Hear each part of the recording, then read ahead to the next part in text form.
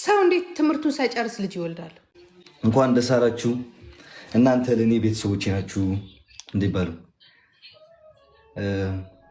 ደሳችን ሀዘኔም ምናምን ማካፈልባችሁ። ምክንያቱም እኔ ግን እዚህ እንደርሳለን ብሎ ያሰበሰዋለ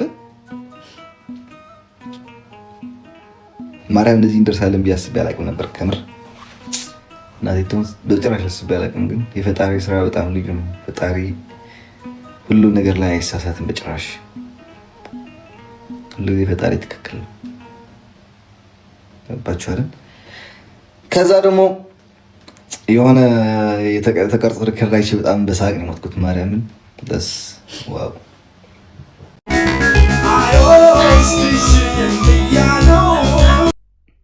ሰው እንዴት ትምህርቱን ሳይጨርስ ልጅ ይወልዳል? ትምህርት እኮ ማለቅ አለበት። እሱ ብቻ አይደለም፣ ትምህርት ብቻ አይደለም። ትንሽ መሰራት ኤክስፒሪየንስ፣ የስራ ኤክስፒሪየንስ መውሰድ አለባችሁ። የሆነ ነገር መስራት አለባችሁ።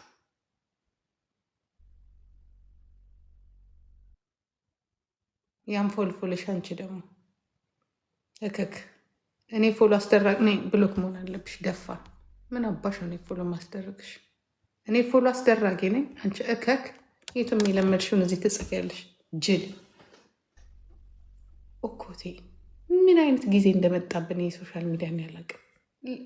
ሌሎቻችሁ እነዚህ ልጆች ቪዲዮ እንዳታዩ፣ ሌሎች ሴቶች እንደቀላል እንዳታዩት። እናት የሆናችሁም እናንተ ሙጃዎች ልጆቻችሁን ተቆጣጠሩ።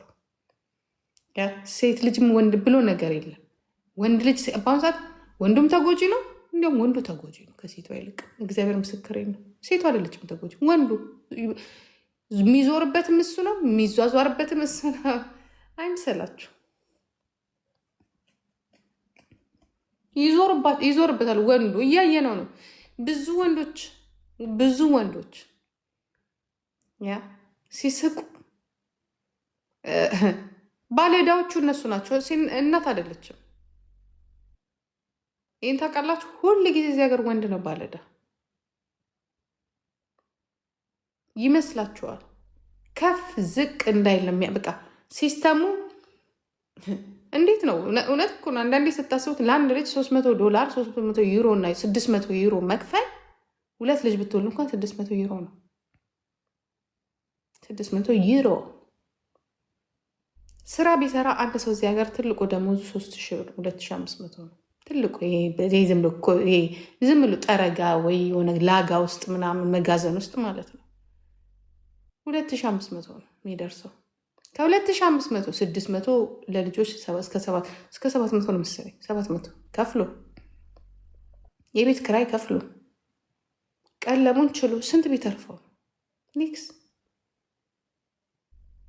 ከዚህ ሁላ አልሰራም ነው የሚለው። ምክንያቱም ከሰራ ከ2000 ወይም ኢቨን 1000 ቢያገኝ ለልጅ መክፈል አለበት፣ የተወሰነ ብር መክፈል አለበት።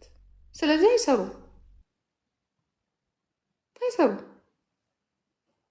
ታዲያ ሰው ሰርቶ አእምሮ ለማይኖረው ልጅ አልከፍልም ይላል።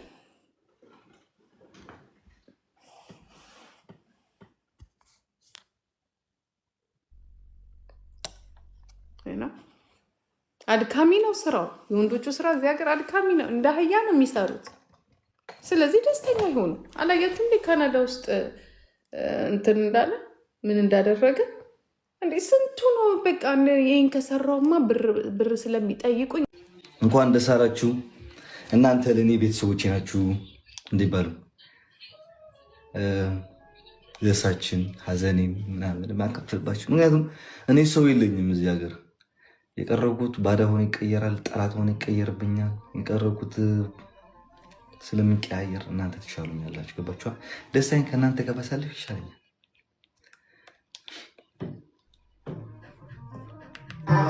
ግን እዚህ እንደርሳለን ብሎ ያሰበሰዋለ